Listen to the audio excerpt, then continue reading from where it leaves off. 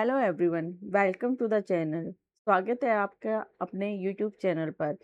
जैसा कि आप जानते हो कि इस चैनल पर हम टीजीटी पीजीटी फिजिक्स के पूरे प्रीवियस ईयर्स क्वेश्चन को कवर करेंगे हर स्टेट के।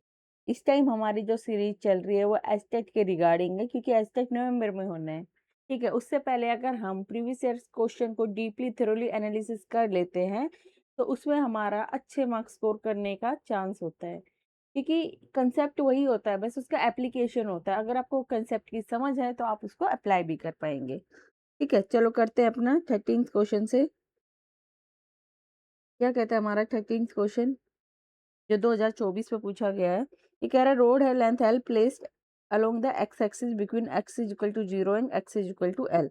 हमारे पास एक रोड है जो एल लेंथ जिसकी हमें दे रखी है। ठीक है, इसकी लेंथ क्या है हमारे पास एल। ये एक्स इज इक्वल टू 0 से X is equal to L है। फिर हमारे पास दे रखा है कि लीनियर डेंसिटी है हमारे पास। लीनियर डेंसिटी ये किसके इक्वल होती है हमारे पास? मास पर यूनिट लेंथ के इक्वल होती है, हमें पता है। इसको इन्होंने रो से डिनोट कर रखा है। और ये क्या कह रहा है, ये डिस्टेंस के साथ कैसे वेरीज करती है? इस रिलेशन के साथ। ठीक है, तो यहाँ से आपने देखा होगा कि यहाँ पे हमारे पास क्या होगी, लीनियर मास। अगर हम x 0 रखते हैं तो रो की वैल्यू ओनली a आएगी। जैसे जैसे हम x को इंक्रीज करते जाएंगे इस डायरेक्शन में जो रो है वो भी क्या करता जाएगा, इंक्रीज होता जाएगा। और जो लीनियर डेंसिटी है वो मैक्सिमम होगी x is equal to L पे। यहाँ पे वो क्या होगी, मैक्सिमम होगी इस रिलेशन के अकॉर्डिंग। ओके, इतना आपको आ रहा है समझ कि वो पूरे जो भी हमारे पास ये रोड है इस पे कांस्टेंट नहीं है, वो X is equal to L की तरफ इंक्रीज करती जा रही है। ठीक है, चलो तो अब हम इसको सोल्व करते हैं। फिर इसने एक चीज और बोल रखी है कि जो हमारा एक्सिस है इसका वो एक्स एक्सिस पे लाई कर रही है, जो रोड है वो एक्स एक्सिस पे लाई कर रही है। तो जब हम वाई का सेंटर ऑफ मास निकालेंगे और जो जेड का सेंटर ऑफ मास निकालेंगे वो आएगा हमारे पास 0। ठीक है, वो हमारे पास क्या आएगा, 0 आएगा। ठीक है, आ गया इतना समझ में। तो अब हमें निकालना है एक्स के लिए, तो चलो निकालते हैं एक्स के लिए। मैंने पिछली वीडियो में भी आपको बताया है कि एक्स को निकालने के लिए हमारे पास क्या फॉर्मूला है। ठीक है, तो एक्स सेंटर ऑफ मास निकालने के लिए हमारे पास क्या फॉर्मूला होता है बताओ, अगर आप लोगों को याद है तो। हमारे पास होता है 0 से एक्स, ठीक है, into x into lambda D x upon 0 से एक्स लैम्बडा डी एक्स। ये हमारे पास जनरल फॉर्मूला होता है। ठीक है, यहाँ और हमारे पास डीएम किसके इक्वल हो, सॉरी डीएम है ये, अरे गलत लिख दिया, सॉरी सॉरी सॉरी सॉरी, मैं तो लिख गई। चलो दोबारा करते हैं। ठीक है, तो यहाँ पे हम एक्ससीएम कैसे लेंगे। ठीक है, एक सेकेंड रुको मैं बताती हूँ। देखो आपको एक अच्छे तरीके से समझाने की कोशिश करती हूँ। यहाँ पे हमारे पास जो लीनियर डेंसिटी है वो किसके इक्वल होती है, मास पर यूनिट लेंथ। अगर हम स्मॉल मास लेते हैं तो लेंथ भी हम क्या लेंगे, स्मॉल एल। एल में अगर लेंथ एक्स ले लेती हूँ तो डी एक्स हो गया। तो यहाँ पे हमारे पास डीएम किसके इक्वल आ जाता है, लैम्डा इंटू डी एक्स। ठीक है, तो जब जैसे कि हम मोमेंट ऑफ इनर्शिया निकालते हैं, ठीक है, उसमें भी हम डीएम का यूज करते हैं, डीएम इंटू आर स्क्वेयर। ठीक है, और यहाँ पे भी हम ऐसे डीएम को निकाल सकते हैं। मैं आपको कैसे समझ, ठीक है, चलो आपको इतना समझ आ गया ना। ये क्या है हमारा रिलेशन, और इसको मैंने आपको पहले भी वीडियो में अच्छे से बताया हुआ है। ठीक है, अगर मैं इस क्वेश्चन के अकॉर्डिंग लिखूं तो रो सी एम किसके इक्वल आ जाएगा हमारे पास। ठीक है, एक्स कोऑर्डिनेट निकालना है तो एक्स आ जाएगा इंटू डीएम। ठीक है, और नीचे क्या आ जाएगा हमारे पास, इंटू डीएम। नीचे जो टोटल मास कंसंट्रेटेड है वो होगा। अगर मैं डीएम को लिखूं तो यहाँ पे हमारे पास लीनियर मास डेंसिटी यहाँ पे रो गिवन है, तो हम लैम्डा को किससे रिप्लेस कर लेंगे, रो से रिप्लेस कर लेंगे। ठीक है, यहाँ पे हमें गिवन है इसलिए हम कर रहे हैं। ठीक है, तो x into rho D x हो जाएगा, और नीचे जाएंगे तो रो डी एक्स हो जाएगा। डी एक्स हमारा जा रहा है 0 से एल, 0 से एल। ठीक है, आया समझ में, ये यहाँ से यहाँ जा रहा है। तो अब हम क्या करते हैं, इसको कैलकुलेट करते हैं। तो ये क्या हो जाएगा, रो तो कांस्टेंट है, बाहर रो कांस्टेंट नहीं है, रो का हमारे पास मतलब रिलेशन है पूरा। तो 0 से L x into a plus b x into d x, ठीक है, अपॉन रो, रो है हमारा a plus b x into d x, 0 से L, ठीक है। तो ये हमारे पास आ जाएगा a x plus b x square into d x, 0 से L अपॉन 0 से L a plus b x into d x. मैं इसको सीधा करके लिख रही हूँ, ठीक है, इंटीग्रेट करके लिख रही हूँ सीधा। A x square upon 2 plus b x cube upon 3, 0 से L upon a x plus b x square upon 2, 0 से L।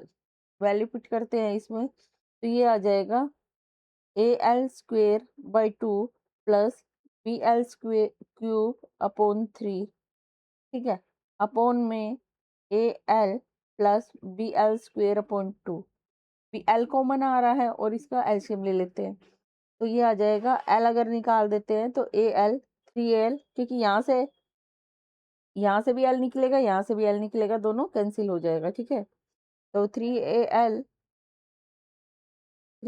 L plus 2 B L square upon, ये 3 2 जा 6 आएगा, ये नीचे जाएगा, इनटू इसका अगर एल निकल गया था, एल है तो ये 2 ए प्लस यहाँ से एल चला गया था तो 2 तो नहीं आएगा यहाँ पे, प्लस बी एल, ठीक है।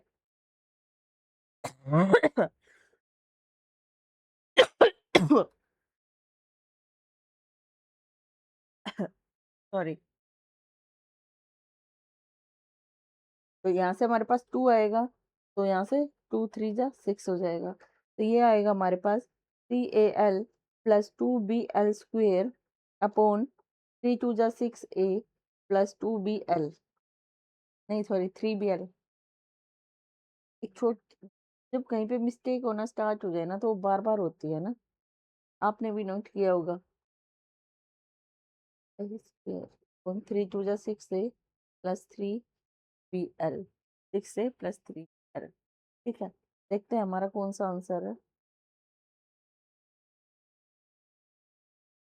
Upon 6 A plus 3 B L, इसमें भी 6 ए प्लस 3 बी एल है, और हमारे पास क्यूब नहीं है, हमारे पास स्क्वेयर है, तो हमारा जो आंसर है वो कौन सा आंसर है, फर्स्ट आंसर है, ठीक है। आपको समझ आया होगा ना, ओके।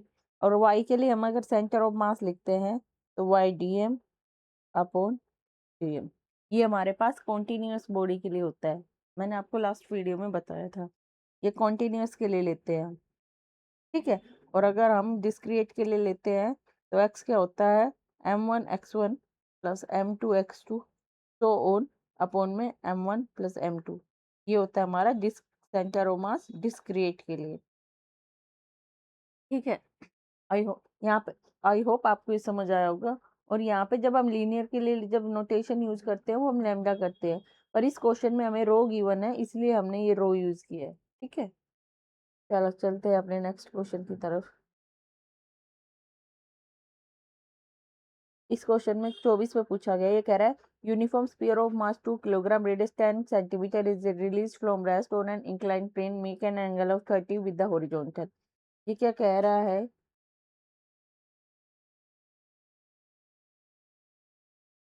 कि हमारे पास इंक्लाइन प्लेन के ऊपर एक यूनिफॉर्म स्फीयर है, तो ये हमारे पास यूनिफॉर्म स्फीयर है, तो इसका जो मास है, ठीक है, इसका मास है वो नीचे की तरफ लाई करेगा। अगर हम इसके कंपोनेंट तोड़ते हैं तो जो ये वाला कंपोनेंट आएगा, ये आएगा एम जी साइन थीटा, ठीक है। एम जी कॉस थीटा का इस क्वेश्चन में हमें यूज है नहीं, उसके बारे में बात नहीं करते हैं। और यहाँ पे अगर ये आगे मूव कर रहा है तो जो फ्रिक्शनल फोर्स लगेगा वो अपोजिट साइड में लगेगा, इतना आपको आ रहा है समझ। जो एम ये एंगल क्या है 30 डिग्री, तो जो M G sine theta component है ये वाला, वो क्या कर रहा है, इसको नीचे की तरफ डाउनवर्ड पुल कर रहा है, ठीक है। और जो हमारे पास ये फ्रिक्शन है, और ये फ्रिक्शन भी कौन सा है, स्टैटिक फ्रिक्शन है, ठीक है, क्योंकि हम रेस्ट से शुरू कर रहे हैं, तो ये फ्रिक्शन भी हमारे पास कौन सा आएगा, ये हमारे पास फ्रिक्शन कौन सा है, एफ स्टैटिक, इसको मैंने एफ एस से डिनोट कर लिया है। ठीक है, ये स्टैटिक फ्रिक्शन हमें क्या करेगा कि टॉर्क प्रोवाइड करेगा, क्या प्रोवाइड करेगा, नेसेसरी, जो हमारे पास टॉर्क जो नेसेसरी है रोटेशन के लिए उसको प्रोवाइड करेगा। ठीक है, ये हमें रोटेशन के लिए नेसेसरी टॉर्क प्रोवाइड करेगा। इतना आ गया है हमें समझ, ये दोनों है, ये हमारा एम जी, ज्यादा मैं इसलिए नहीं लगा रही हूँ कि कुछ कुछ हो जाता है, एम जी कोस थीटा वाले ये जो कंपोनेंट निकालेंगे ये करेंगे। ठीक है, तो मैं बस अपने ये दो चीजें दिखा रही हूँ ताकि आपको समझ आए। और ये कंपोनेंट तोड़ने तो आपको आते ही होंगे। चलो इतना आ गया है आपको समझ में। ठीक है, तो यहाँ पे हमारे पास मास क्या है, 2 किलोग्राम, आर कितना है, 10 सेंटीमीटर, तो ये किसके इक्वल हो गया, 0.1 मीटर के इक्वल, 100 पे डिवाइड करने पे। थीटा क्या है हमारे पास, 30 डिग्री। ठीक है, अब ये यूनिफॉर्म सॉलिड स्फीयर है, सॉलिड स्फीयर का मोमेंट ऑफ इनर्शिया क्या होता है, और एक यहाँ पे ना हमारे पास क्या हो रहा है, प्योर रोलिंग हो रहा है। ठीक है, तो यहाँ पे हमारे पास इसका मोमेंट ऑफ इनर्शिया क्या होता है, सॉलिड स्फीयर का जो मोमेंट ऑफ इनर्शिया होता है 2/5 mr²। चलो मैं इसको आई ही लिख लेती हूँ सॉलिड स्फीयर की जगह, क्योंकि एक ही तो है हमारे पास। ठीक है, ये आ गया। यहाँ से अगर मैं I/mr² की वैल्यू निकालूं तो किसके इक्वल होगी, 2/5। अब हमने ये वाली वैल्यू क्यों निकाली है पता है आपको, क्योंकि हमें निकालनी है एक्सेलरेशन। क्या निकालनी है, लीनियर एक्सेलरेशन और angular acceleration along the plane. तो मेरे पास जो एक्सेलरेशन का फॉर्मूला है, इस फॉर्मूला से लगभग क्वेश्चन पूछे जाते हैं, ये आपको याद होना चाहिए। A = G sin θ 1/I/mr²। जब ऐसे भी कोई स्पीयर सिलेंडर कुछ भी दे रखा है तो वहां से हमें, जैसे इस क्वेश्चन में तो हमें स्पीयर गिवन है, पर यहाँ पे हमारे पास वो सिलेंडर वगैरह कुछ भी देता है, रोड वगैरह, तो वहां से हम ये फॉर्मूला ओरिजिनेट करेंगे इन गिवन चीजों से और फिर इस पे पुट कर देंगे, सेम चीज होती है, अलग अलग के लिए वो चेंज करके दे भी चुका है। ठीक है, तो चले आगे। अब वो क्या करता है, ये इसके इक्वल है, जी हमें पता है 9.8 के इक्वल है, साइन एंगल हमारा क्या था, 30 डिग्री था, 1 + I/mr² किसके इक्वल था, 2/5 के इक्वल था। ठीक है, तो अगर हम इसको करते हैं तो नीचे तो आ जाएगा हमारे पास 7/5, ये 9.8 × 1/2। अगर हम इसको करते हैं तो क्या आएगा हमारे पास, में 18 × 5/7, 0.7 = 3.5। तो ये हमारे पास एक्सेलरेशन कौन सी है, 3.5। और ये वाली जो हमारी एक्सेलरेशन है वो कैसी एक्सेलरेशन है, लीनियर एक्सेलरेशन। ठीक है, इतना आ गया है आप लोगों को समझ, आई होप आप लोगों को ये समझ आया होगा। अब हम क्या करना है, हमें इसकी, हमें निकालना है एंगुलर एक्सेलरेशन कितना है। ठीक है, एंगुलर एक्सेलरेशन कितना है, एक सेकेंड रुकना।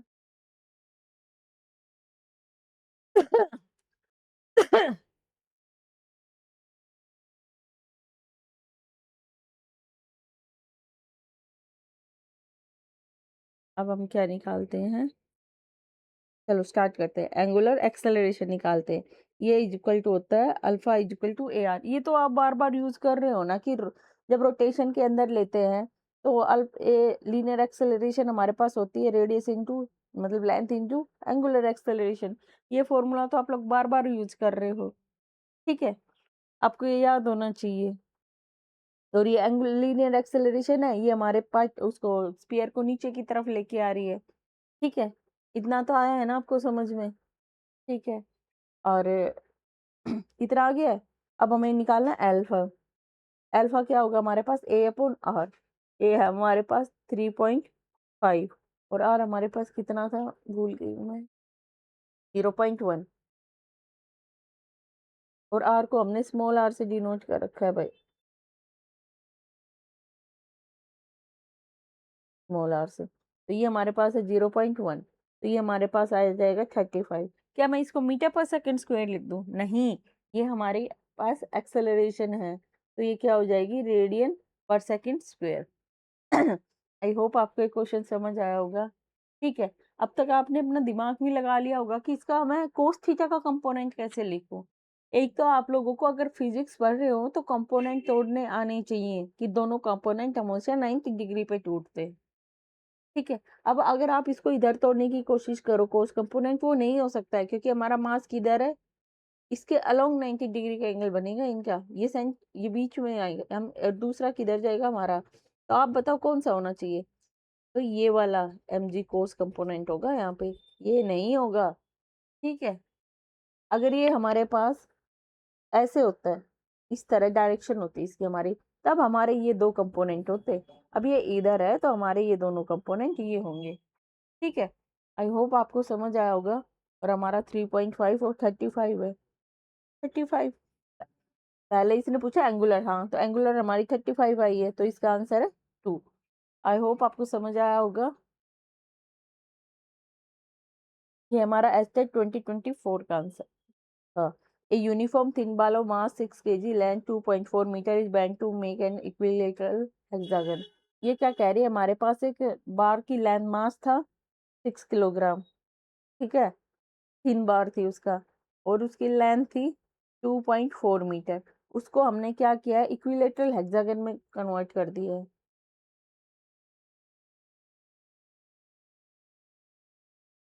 इक्विलेटरल हेक्सागन में हमने उसको क्या कर दिया है, कन्वर्ट कर दिया है।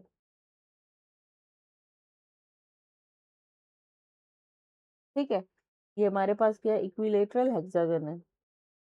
अगर ये इक्विलेटरल हेक्सागन है तो ये जो वाली जो ट्रायंगल आएंगी ये तीनों भी हमारे पास इक्विलेटरल होगी। इनके ये सारे एंगल जो होंगे, ये सब एंगल कितने होंगे, 60 डिग्री के होंगे। ठीक है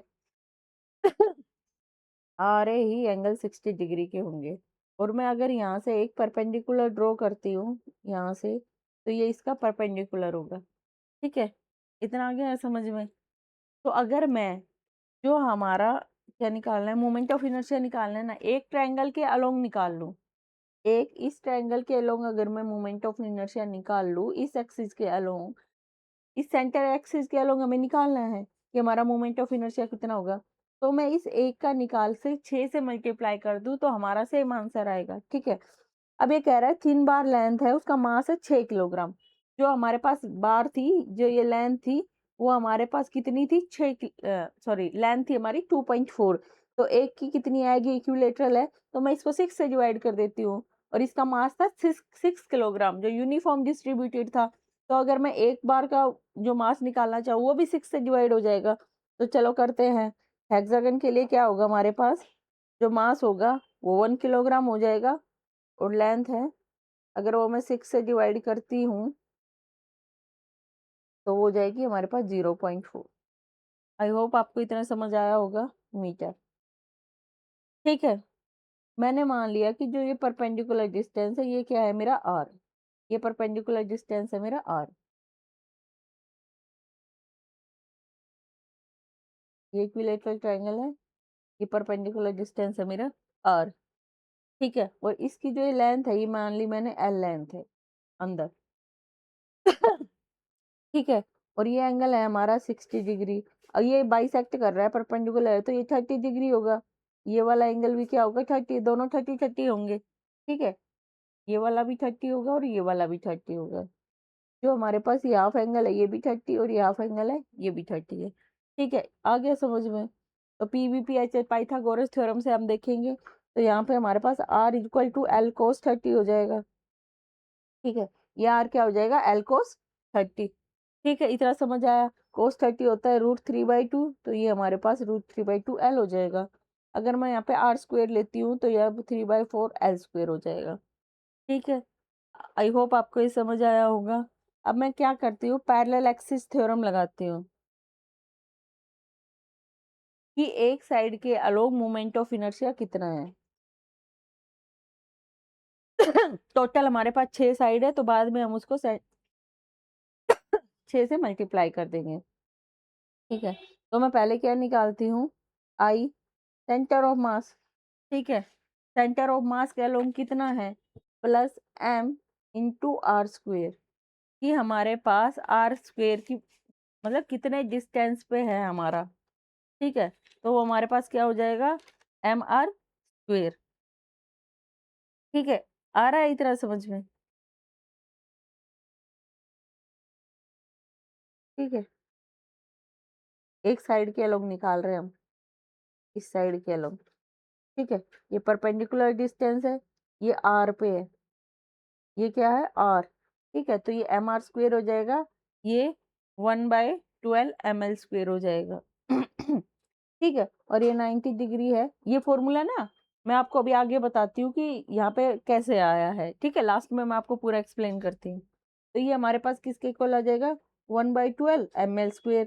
साइन 91 हो जाएगा, इसलिए हम इसको ओनली 1/12 ml² लिख रहे हैं। ठीक है, प्लस m है और r की वैल्यू स्क्वायर की वैल्यू हमारे पास क्या है, ये दोनों m है ना, सेम है। प्लीज इस क्वेश्चन में पूरा जो भी m हम यूज कर रहे हैं ना, वो कैपिटल M ले लेते हैं। 3/4 इंटू l²। ठीक है, आ गया ये, इतना आ गया आपको समझ? चलो आगे चलते हैं। तो ये हम कैलकुलेट करें तो ये किसके इक्वल आएगा, 12 एलसीएम आ जाएगा, 4 3 जा 12 प्लस 3 ml² अपॉन 12 ml, नहीं सॉरी m थोड़ी ही आएगा, 12। ठीक है, 3 3 जा 6, 12 1 जा 12। क्या कर रही हूँ, एक सेकेंड रुकना। 12 1 जा 12, यहाँ पे 1 आएगा, मैं इसको एक दोबारा करती। 12 इसका एल्शियम हो गया, ml² प्लस 4 3 जा 12, 3 3 जा 9 ml², ये आएगा 10 ml² अपॉन 12, 2 5 जा 10, 2 6 जा 12 ml²। ठीक है, आई होप आपको ये समझ आया होगा। अब मेरे पास आई टोटल अगर मैं निकालूं, एक ट्रायंगल का मैंने निकाल लिया साइड के अलोंग। किसके अलोंग निकाला है हमने, साइड के अलोंग। तो टोटल क्या हो जाएगा, 6 इंटू 5/6 ml²। तो ये आ गया हमारे पास 5 ml²। अब हमारे पास m और l की वैल्यू क्या है, वो हम यहाँ पे पुट कर देते हैं। m हमारे पास 1 है, m है हमारे पास 1, l है हमारे पास 0.4, ये 0.4 का स्क्वायर है। ठीक है, अगर हम इसको सोल्व करते हैं, 4 4 जा 16, 5 जा 80, 80 अपॉन 100, तो ये आ गया हमारे पास 0.8। मोमेंट ऑफ इनर्शिया है तो उसकी यूनिट क्या होगी, किलोग्राम मीटर स्क्वायर। तो ये हमारा करेक्ट आंसर हुआ। आई होप आपको ये समझ आया होगा। जो मैंने आपको ये फॉर्मूला आया है 1/12 ml² साइन थीटा। साइन यहाँ पे 90 है तो ये 1 हो जाता है। ठीक है, तो ये 1/12 ml² आया है। ये सारे फॉर्मूला ना मैं आपको आज लास्ट पे बताती हूँ एक बार।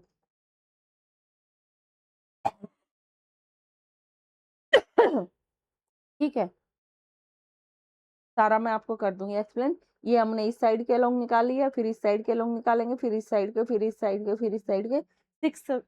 ठीक है, अलग अलग करते हैं। इस बेटर हमने इक्विलेटरल है तो एक के अलोंग निकाल के, इसके अलोंग निकाल के हर जगह कर दिया है। ठीक है, इन साइड्स के अलोंग।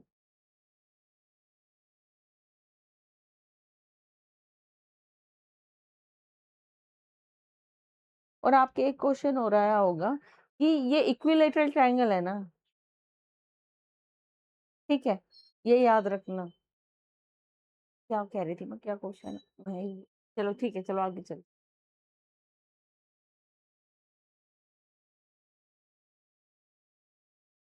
बताओ, खुद ही क्वेश्चन अराइज करके खुद भूल जाओ। चलो अब चलते हैं नेक्स्ट क्वेश्चन पे। एस्टेट 2025, इसमें ये क्या कह रहा है हमें, a uniform disc of radius R is placed on a rough horizontal surface, a horizontal force S is applied at a height h above the center. The disc rolls without slipping and does not topple. Which condition must necessary hold? ये क्या कह रहा है, हमारे लिए कौन सी condition hold करनी चाहिए। ठीक है, इसमें हमारे पास क्या कहा गया है, ये क्वेश्चन ना आपको थोड़ा अंडरस्टैंड करने की जरूरत है। इसमें एक तो हमसे टॉर्क पूछा जाएगा, हमें टॉर्क अप्लाई करना होगा। एक तो आप एक तो आपको फोर्स के बारे में पता होना चाहिए, दूसरा आपको टॉर्क के बारे में पता होना चाहिए। और मैं आपको बताऊंगी तो थोड़ा अच्छे से समझना। इसने क्या कहा है हमारे पास कि यू कोई यूनिफॉर्म सर्कुलर डिस्क है। ठीक है, इसका ये रेडियस मैंने मान लिया r है। ठीक है, ये कितने ए horizontal r is placed on a rough horizontal surface, horizontal force h height, ये r है।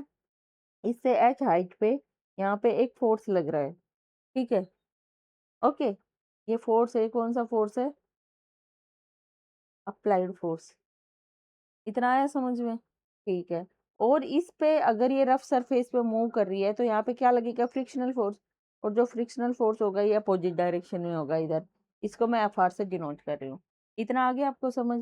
ये हाइट हमारे पास गिवन है एच। आई होप ये डायग्राम आपको समझ आ गया होगा। जो पार्टिकल है वो एच हाइट पे है, ठीक है? नहीं, ए दिस मास दिस आर अब यहाँ पे जो सेंटर ऑफ मास इस डिस्क का मास अगर मैं एम मान लूं तो जो इस पे फोर्स लग रहा होगा, जो ग्रेविटेशनल फोर्स, वो नीचे की तरफ एम जी लग रहा होगा। आया इतना समझ? और इस पॉइंट पे जो नॉर्मल रिएक्शन लग रहा होगा वो यहाँ पे ऊपर की तरफ लग रहा होगा एन, ठीक है? तो यहाँ पे एन और एम जी क्या करेंगे? एक दूसरे को बैलेंस करेंगे, ठीक है? जो हमारा लीनियर मोशन हो रहा है इसके अंदर हमारे पास दो मोशन हो रहे हैं, एक हो रहा है लीनियर मोशन, ठीक है? अब यहाँ पे हमारे पास जो सेंटर ऑफ मास है ना, जो लीनियर मोशन हो रहा है, तो जो हमारे पास सेंटर ऑफ मास है इसका, वो इधर की तरफ फोर्स की डायरेक्शन में मूव करेगा। और दूसरा हमारे पास अगर इसमें मोशन हो रहा है तो जो डिस्क है वो क्या करेगी? इस पे जो टॉर्क अप्लाई, इस पे जब हम फोर्स अप्लाई कर रहे हैं तो इस पे टॉर्क अप्लाई होगा, ठीक है? देखो, एक टॉर्क की आर्म ये है, एक टॉर्क की आर्म ये है, ये बीच का है, ठीक है? तो जब भी हम जब टॉर्क का फॉर्मूला निकालते हैं तो हम क्या लेते हैं? एक टॉर्क की आर्म कहते, सॉरी फोर्स, एक फोर्स इधर लग रहा है इनटू इसका परपेंडिकुलर डिस्टेंस, प्लस में दूसरा फोर्स लग रहा है इनटू इसका परपेंडिकुलर डिस्टेंस। ऐसे ही लेते हैं ना टॉर्क के लिए। और ये दोनों अपोजिट साइन के हैं, ठीक है? ये याद रखना, क्यों? क्योंकि दोनों अपोजिट डायरेक्शन में लग रहे हैं। मैंने आपको समझा दिया, अब हम इस क्वेश्चन को करते हैं। यहाँ पे टोटल फोर्स अगर हमारे पास लग रहा है, ये वाला एफ जो अप्लाई है, ये हमारे पास किसके इक्वल है? एम ए के इक्वल। और ये किसके इक्वल होगा? इधर अगर मूव करती है तो फोर्स में से फोर्स और फ्रिक्शन घटा देंगे तो वो हमारे पास एम ए के इक्वल आएगा। ये हम मान लेते हैं हमारी एक इक्वेशन है, ठीक है? अब टॉर्क का मैंने बताया था इक्वेशन ऑफ रोटेशन के लिए अगर हम निकालते हैं तो हमारे पास टॉर्क आएगा, ठीक है? तो यहाँ पे टॉर्क किसके इक्वल होगा? F multi into H plus F are के साथ आर है, क्योंकि ये डिस्टेंस क्या है? आर, ठीक है? और हमें पता है टॉर्क किसके इक्वल होता है? आई अल्फा को। तो इन दोनों को इक्वेट कर देते हैं। तो आई अल्फा हमारे पास किसके इक्वल हो गया? F dot H plus F R into R, ठीक है? आई होप इतना आपको समझ आया होगा, ठीक है? अब हमारे पास जो एक गिवन है यूनिफॉर्म डिस्क है, ठीक है? इसका अगर हम मोमेंट ऑफ इनर्शिया निकाले तो हमारे पास किसके इक्वल होगा? हाफ एम आर स्क्वेयर के इक्वल होगा। अगर सेंटर के अलोंग हम डिस्क का निकाले तो वो हमारे पास हाफ एम आर स्क्वेयर के इक्वल होगा।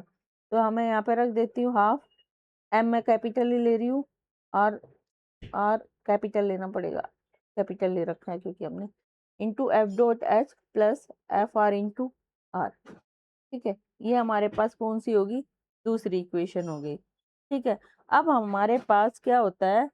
कंडीशन होता है कि हमारे पास रोलिंग हो रहा है विदाउट स्लिपिंग, ठीक है? तो उसमें हमारे पास, जब हमारे पास कंडीशन होती है रोलिंग विदाउट स्लिपिंग, वहां पे हमने, मैंने अभी लास्ट क्वेश्चन में भी आपको लीनियर और एंगुलर एक्सेलरेशन में रिलेशन बताया था। तो वो क्या था हमारे पास? ए इज इक्वल टू एर अल्फा के इक्वल होता है। तो अल्फा हमारे पास ए बाई आर के इक्वल हो गया, ठीक है? इतना समझ आया? अब क्या करते हैं हम? इस टू में क्या करते हैं? इसकी वैल्यू रख देते हैं, ठीक है? तो चलो मैं ये इसको इधर ले रही हूँ, इसको इधर ले रही हूँ, ठीक है? एफ डॉट एच, एच हमारा यूँ रहेगा, F R dot R is equal to half half half, क्या क्या हो गया था? ये चल तो रहा है ना सब?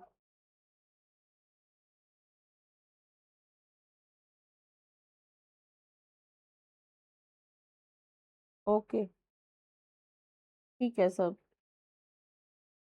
चलो। और ये टो का आई का अल्फा तो यहाँ लगाना ही भूल गई मैं। तो half M R square into alpha होता है ए बाय आर, ठीक है? तो F dot H plus F R into R equal to, R से आर कैंसिल होगा तो हाफ एम आर ए, ठीक है? ये आ गया हमारे पास। और हम पूरे में से आर अगर हटा देते हैं तो पूरे से डिवाइड करना पड़ेगा, तो यहाँ पे आर से आर कैंसिल हो जाएगा, यहाँ पे भी आर कैंसिल हो जाएगा, यहाँ, ठीक है? आ गया? अब हमारे पास फर्स्ट इक्वेशन है, उसमें हमारे पास एम ए की वैल्यू गिवन है एफ माइनस एफ आर, तो मैं वो वैल्यू रख देती हूँ यहाँ पे, H by R plus F R is equal to half, इसकी वैल्यू पुट कर रही हूँ एम ए की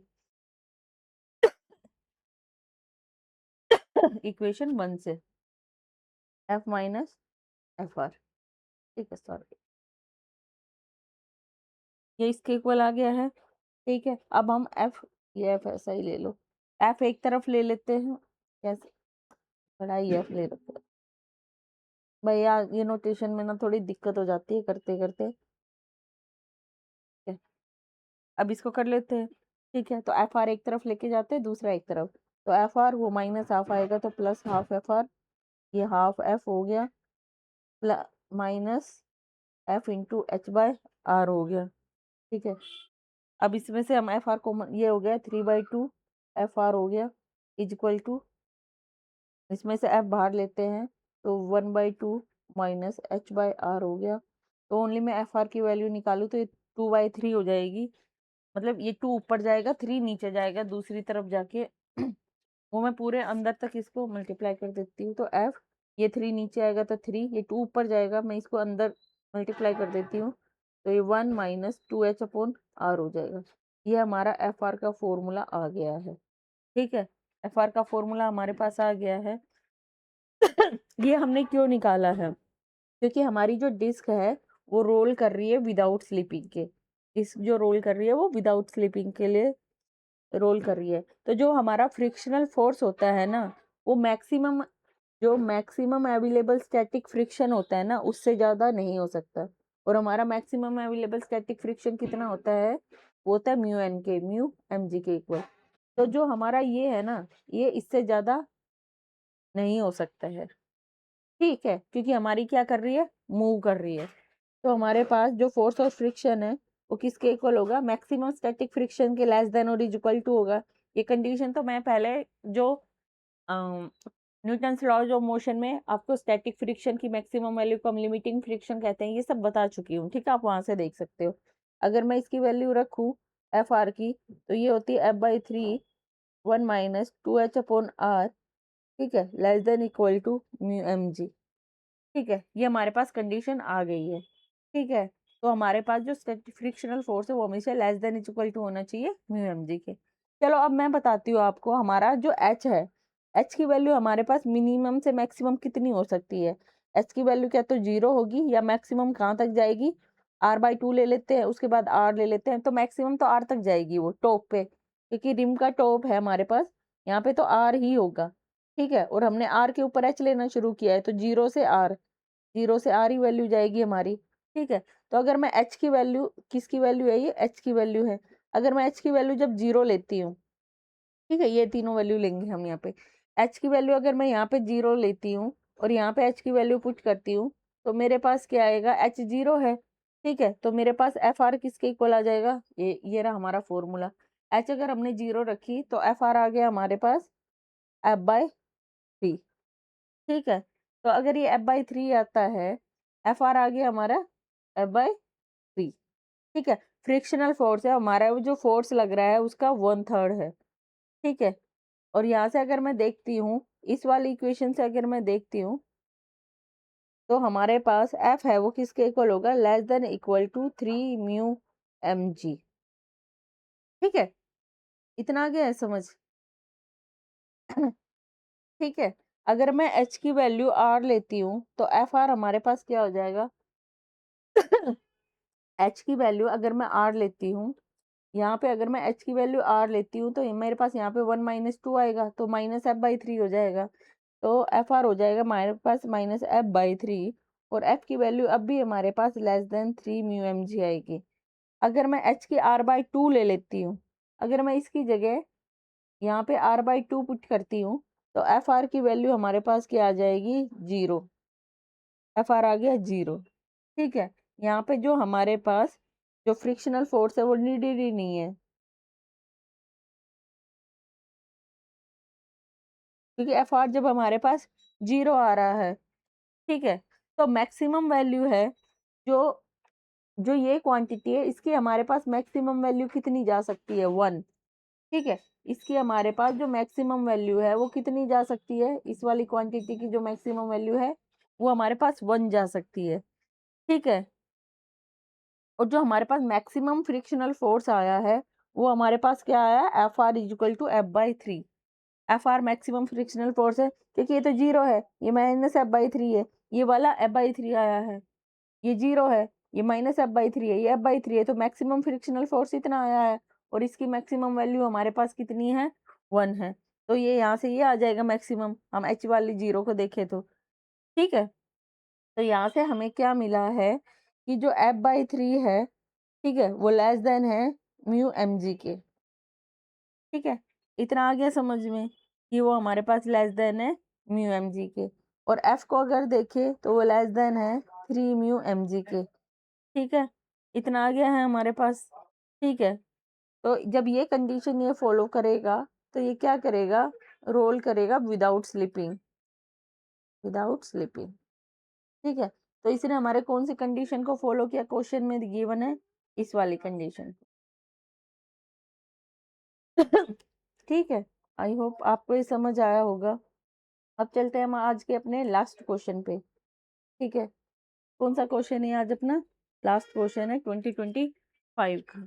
इसमें ये क्या कह रहा है, in a rolling motion without slipping, rolling motion हो रहा है without slipping, may do positive work done if frictional, positive work done कब करेगा, ठीक है, ठीक है। आया समझ में क्वेश्चन आपको, ये पूछ रहा है frictional force positive work done कब करेगा, जब रोलिंग मोशन होगा विदाउट स्लीपिंग। इसका सिंपल सिंपल आंसर है वो है नेवर पॉसिबल, ये पॉसिबल ही नहीं हो रहा है, क्योंकि हम कौन सा लगा रहे हैं, स्टैटिक फ्रिक्शन, ठीक है। तो कोई भी हमारा जो स्टेशनरी सरफेस होता है उस पे अगर स्टैटिक फ्रिक्शन लगता है तो उसके द्वारा जो वर्क डन होता है वो हमेशा जीरो होता है, क्योंकि जब स्टैटिक फ्रिक्शन होता है तो हम कितना भी फोर्स लगा ले, ठीक है, बॉडी जब डायनामिक फ्रिक्शन में आती है तभी मूव करती है। तो यहाँ पे हमारे पास डिस्प्लेसमेंट जीरो होता है जिसकी वजह से हमारे पास वर्क डन जीरो होता है, ठीक है। दूसरा मैं अगर आपको बताने की कोशिश करूं तो जैसे ये है, ये बॉडी है, ये सरफेस पे रोल कर रही है, तो जो ये वाला कॉन्टेक्ट है, ठीक है, तो जो लोअर मोस्ट पॉइंट है कॉन्टेक्ट का रोलिंग बॉडी का, यहाँ पे अगर मैं मान लूँ कि इसकी वेलोसिटी है v इंस्टेंटेनियस है, तो जो v इंस्टेंटेनियस वेलोसिटी होगी ये हमारे पास क्या रहेगी, जीरो रहेगी, ठीक है। ये हमारे पास एक कांस्टेंट वेलोसिटी रहेगी जो जीरो रहेगी, ठीक है। और यहाँ पे हमारे पास कोई रिलेटिव मोशन हो ही नहीं रहा है, यहाँ पे हमारे पास कोई रिलेटिव मोशन नहीं है। अगर रिलेटिव मोशन नहीं है तो यहाँ पे हमारे पास जो फोर्स ऑफ फ्रिक्शन लग रहा है वो लग रहा है स्टैटिक फ्रिक्शन, ठीक है। आ गया समझ में। और यहाँ पे अगर हमारा मोशन, रिलेटिव मोशन ही नहीं हुआ है तो ds की वैल्यू जीरो आ गई, ds की वैल्यू जीरो आ गई तो वर्क डन स्टैटिक फ्रिक्शन से होता है F.ds, ds जीरो, तो वर्क डन हमारा जीरो। आई होप आपको इस क्वेश्चन समझ आए होंगे। किसी भी क्वेश्चन में कोई डाउट होता है तो मुझे बताएं, मैं आपको एक्सप्लेन करूंगी, ठीक है। और कहीं कोई मिस्टेक होती है तो प्लीज मुझे बताएं, मैं उसको करेक्ट करूंगी। अब मैं आपको कुछ इंपॉर्टेंट फॉर्मूलाज बता देती हूँ जो मैं आपको स्टार्टिंग में बताना चाह रही थी, ठीक है। तो चलो यहाँ पे चलते हैं, मैं आपको,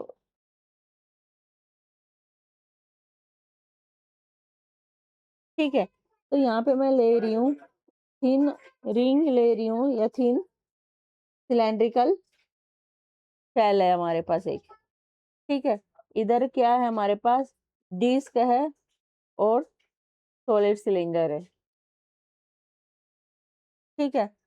पहला मैं जो पॉइंट ले रही हूँ वो ले रही हूँ सेंट्रल एक्सिस के अलोंग क्या होगा, पर और जो परपेंडिकुलर टू प्लेन होगा, ठीक है। जैसे रिंग है, इसका सेंट्रल एक्सिस जब परपेंडिकुलर टू प्लेन है उसमें हमारा MOI क्या होगा।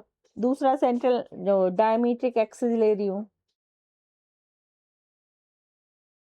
इन द प्लेन। तीसरा मैं ले रही हूँ tangent axis perpendicular to plane. चौथा ले रही हूँ मैं tangent axis in the plane, ठीक है। इतना है आपको समझ में। अब इसका अगर मैं, आप इन फॉर्मूलों को ना नोट डाउन कर लो, ठीक है। ये हमारे पास किसके इक्वल आएगा, एम आर स्क्वेयर। इसकी वैल्यू होती है हमारे पास हाफ एम आर स्क्वेयर के इक्वल। और डिस्क के अंदर अगर मैं लेती हूँ तो ये हो जाता है हमारे पास हाफ एम आर स्क्वेयर, इसका हाफ करना होता है हमें रिंग वाले का, ये वाला हो जाता है 1/4 एम आर स्क्वेयर। ठीक है, इसकी वैल्यू होती है हमारे पास 2 एम आर स्क्वेयर, ये होती है हमारे पास 3/2 एम आर स्क्वेयर, ये हमारे पास होती है 3/2 एम आर स्क्वेयर, तो ये होती है हमारे पास 5/4 एम आर स्क्वेयर। ठीक है, आगे इतना समझ। एक है होलोस्फीयर के फॉर्मूले हैं, दूसरा है हमारे पास सॉलिड स्फीयर।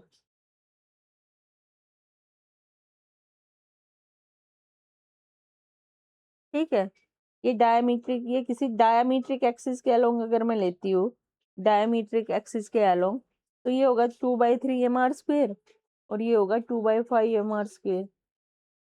ठीक है, अगर मैं टेंजेंट के अलोंग लेती हूँ, टेंजेंट एक्सिस के अलोंग, ठीक है, तो ये होगा हमारे पास 2/5 एम आर स्क्वेयर और ये होगा हमारे पास 2/7 एम आर स्क्वेयर।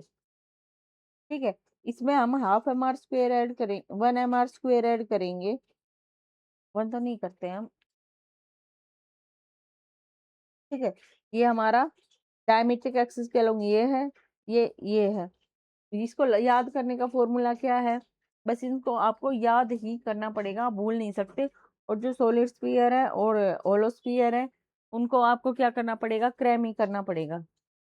ठीक है, आप बार बार प्रैक्टिस करते तो आपको ये खुद ही याद हो जाते हैं। ठीक है, और एक क्वेश्चन, एक है हमारे पास थिन सिलेंड्रिकल सेल है, मान सेल कह रही हूँ, थिन रोड है हमारे पास ये। तो ठीक है, इसके इस एक्सिस पे, परपेंडिकुलर एक्सिस पे, वन एंड पे, ठीक है, और कौन सा है, वन एंड, ये मैंने एक्सिस मान लिया, तो यहाँ पे जो मोमेंट ऑफ इनर्शिया होता है वो एम एल स्क्वेयर होता है। अगर मैं इसके सेंटर पे, सेंटर ऑफ मास से जो निकल रहा है वो होता है हमारे पास एम एल स्क्वेयर। इतना आ गया हमारे पास समझ में। मेरे पास कोई क्वेश्चन दे दिया है कि थ्रू एनी, चलो उसको बाद में करती हूँ, वो बताती हूँ। अगर मुझे किसी एंगल पे दे दिया जाए, तो अगर इस एक्सिस पे हमारे पास थीटा एंगल पे दे दिया है, तो इसकी फॉर्मूला हो जाएगा हमारे पास m L square sine square theta. ऐसे ही अगर सेंटर ऑफ मास के अलोंग सेंटर से दे जाए, तो ये हो जाएगा हमारे पास, जो मैंने आगे यूज किया था, M L square cos square theta, क्योंकि हम साइड के बीच में निकाल रहे थे। ठीक है, वहां पे 90 था, इसलिए ये क्या हो गया था, 1 हो गया था। ठीक है, लेंथ के अलोंग ये थीटा एंगल बना रहा है, ये वन कॉर्नर के अलोंग थीटा एंगल बना रहा है। ठीक है, फिर एक हमारे पास दे दिया जाए,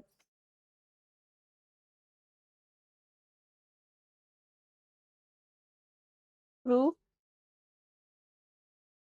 any point A at a distance x from centre. ठीक है, ये वाला हमने अभी यूज किया था जब हमने हेक्सागोनल ट्रायंगल के अंदर यूज किया था। ठीक है, तो ये क्या होता है, M L square upon 12 plus जो डिस्टेंस दे रखा है एम एक्स स्क्वेयर, वहां पे हमारे पास एक्स स्क्वेयर की जगह आर स्क्वेयर था, याद करना। ठीक है, सेंटर से अगर हम डिस्टेंस एक्स पे निकालते हैं किसी पॉइंट पे। ठीक है, आई होप आपको ये समझ आ गया होगा। ठीक है, और किसी भी लेंथ के अलोंग हमें मोमेंट ऑफ इनर्शिया निकालना है, वहां पे 0 होगा। देखो, ये लेंथ है, इसके एक्सिस के अलोंग अगर हम मोमेंट ऑफ इनर्शिया निकालते 0 होता है। पर याद करो, हमने पीछे क्वेश्चन में ना एक्सीएम निकाला था। ठीक है, वहां पे एक्सीएम 0 नहीं होता है, सेंटर ऑफ मास 0 नहीं होता है उस कोऑर्डिनेट के अलोंग, वो 0 होता है वाई और जेड के लिए। अगर हम एक्स के अलोंग है, तो वाई और जेड का सेंटर ऑफ मास कोऑर्डिनेट हमारा 0 होता है, कंफ्यूज मत होना है। ठीक है, moment of inertia, moment of inertia क्या बताता है हमारे पास, हमने पहले भी पढ़ा था कि कितना रोटेट कर रहा है। ठीक है, अगर हम उस चीज को वहीं पे रख देंगे, तो आर की, उस एक्सिस के अलोंग ही रख देंगे, तो यहाँ पे आर की वैल्यू 0 हो जाएगी। अगर यहाँ पे आर की वैल्यू 0 होगी, तो मोमेंट ऑफ इनर्शिया खुद 0 हो जाएगा एम आर स्क्वेयर में, आर तो हमारा 0 है क्योंकि उसी सेंटर पे। ठीक है, आई होप आप समझ पा रहे हो। यहाँ पे हम ओनली जब लेते हैं, तो यहाँ पे हमारा वाई और जेड का जो सेंटर ऑफ मास होता है वो 0 होता है, और मोमेंट ऑफ इनर्शिया उसी एक्सिस के अलोंग 0 होता है। ठीक है, यहाँ पे आज हम अपना लेक्चर खत्म करते हैं। आपको कोई भी डाउट हो आप मुझसे पूछ सकते हैं। ठीक है। इस चैनल को लाइक और सब्सक्राइब करें और हमारे साथ बने रहें।